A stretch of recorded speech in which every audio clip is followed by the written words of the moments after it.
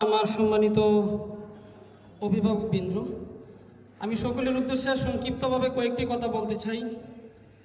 বাংলাদেশের মধ্যে হাজার হাজার সংগঠন রয়েছে, স্বেচ্ছাসেবী সংগঠন। সেই সংগঠন থেকে প্রতিদিন হাজার হাজার ব্লাড ম্যানেজ হচ্ছে, কিন্তু দিন শেষে দেখা যাচ্ছে স্বেচ্ছাসেবীরাই অবহেলিত। কথা ঠিক কিনা? স্বেচ্ছাসেবীরা অবহেলিত কেন হবে? এটা আপনাদের কাছে আমার প্রশ্ন। এখানে অভিভাবক আমাদের বসে আছেন ময়মনসিংহের, আমি একজন ময়মনসিংহেরই সন্তান, সেই হিসাবে বলছি। এখানে জেলা প্রশাসক আছেন, আমি মহোদয়কে দৃষ্টি আকর্ষণ করছি, বাংলাদেশের মধ্যে যতগুলো স্বেচ্ছাসেবী সংগঠন আছে আমাদেরকে যে আমরা বর্তমানে দেখতে পাচ্ছি, রাজনৈতিক দলগুলোর নেতৃবৃন্দ যদি পরিচয় দেওয়া হয় যে আমি অমুক সংগঠনের অমুক, দেখা যাচ্ছে তাদের জন্য চেহার কালি হয়ে যায়। আর একটা স্বেচ্ছাসেবী যখন কোনো জায়গায় রাস্তাঘাটে বিপদে পড়ে, তখন আমরা যদি কোনো জায়গায় আশ্রয় চাই, আমরা সেই জায়গাটুকু পাই না।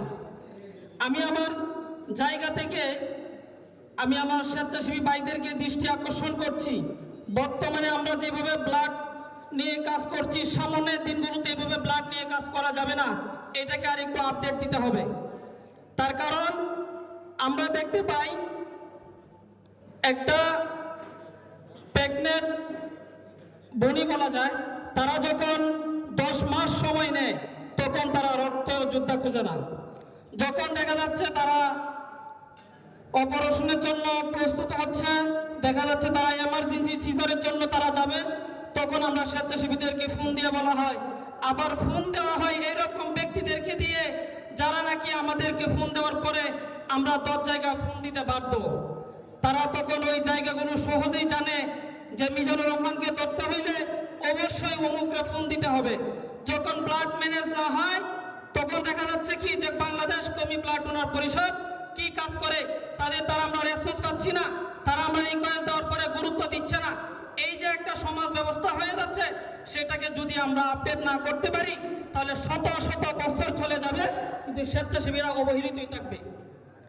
আমি আজকে পরিষ্কার ভাষায় বলতে চাই, বৃহত্তম ময়মনসিংহ আমরা স্বেচ্ছাসেবী যারা আছি, আমরা এই রক্তদানে ময়মনসিংহকে আমরা মাতার তাজ মনে করি। এই সংগঠন থেকে এরকম একটি আওয়াজ চাই, বৃহত্তম ময়মনসিংহের মধ্যে যতগুলো স্বেচ্ছাসেবী সংগঠন আছে আমরা এক ডাকে ঐক্যভাবে কাজ করতে চাই। কথা বলেন ঠিক কিনা?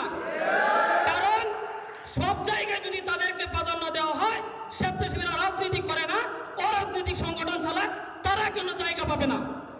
আমি চাই জেলা প্রশাসক মহোদয়কে আমি দৃষ্টি আকর্ষণ করছি, আপনারা আমাদের যে দাবিগুলো আজকে আপনারা আমাদের এখানে আমাদেরকে কিছু না কিছু আপনারা আশ্বাস দিয়ে যাবেন, আর বাকিগুলো আপনারা আমাদেরকে অবশ্যই পূরণ করবেন, আমরা আশাবাদী।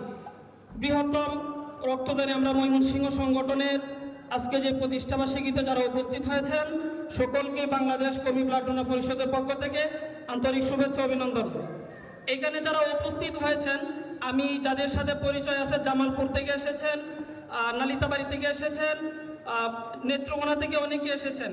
আমি আপনাদেরকে দু একটি কথাই বলতে চাই, স্বেচ্ছাসেবী আমরা নাম যেভাবে লিখাইতে পারি, কিন্তু বাস্তবতা তা নয়। নিজেকে নিয়ে চিন্তা করুন একবার। তার কারণ আমরা স্বেচ্ছাসেবী টাইটেল লাগায় ঘুরতে পারি, কিন্তু আমাদের এখনো মন মানসিকতা এখনো ঠিক করতে পারি নাই। কার সাথে কি ব্যবহার করতে হয়, সিনিয়রদেরকে কিভাবে সম্মান করতে হয়, সংগঠন কিভাবে চালাইতে হয়, জেলা প্রশাসককে কিভাবে আমরা সম্মান করতে হয়, সেটুকু জানি না। লাস্ট একটা কথা বলতে চাই, সংগঠনের প্রতিষ্ঠাতা যারা আছেন আপনাদেরকে আমি দৃষ্টি আকর্ষণ করতেছি, অযথা স্বেচ্ছাসেবী যেই কাউকে আপনি ইনভাইট করে এনে সম্মানের চেয়ারে বসায় দিলেন, ওই চেয়ারগুলো একদিন আপনার জন্য কাল হয়ে দাঁড়াবে। তার কারণ তার মধ্যে স্বেচ্ছাসেবী হওয়ার জন্য কি কি প্রয়োজন তার মধ্যে নাই, সেইগুলো আমাদের জানতে হবে, সেইগুলো আমাদের আগে দেখতে হবে। আর স্বেচ্ছাসেবী কাদেরকে মানানো যায়, স্বেচ্ছাসেবী আনার আগে আপনি তাকে 5 মিনিট 10 মিনিট সময় দিয়ে তাকে কাজটা শিখিয়ে দেন যে এই কাজ করতে হয়। হিমোগ্লোবিন অত থাকলে কাজ করতে হয়, অপারেশন থিয়েটারে যখন যাবে হিমোগ্লোবিন এত থাকলে ব্লাড দিতে হয়, আর রক্ত শূন্যতা রোগীর জন্য এই ব্লাডটা প্রয়োজন।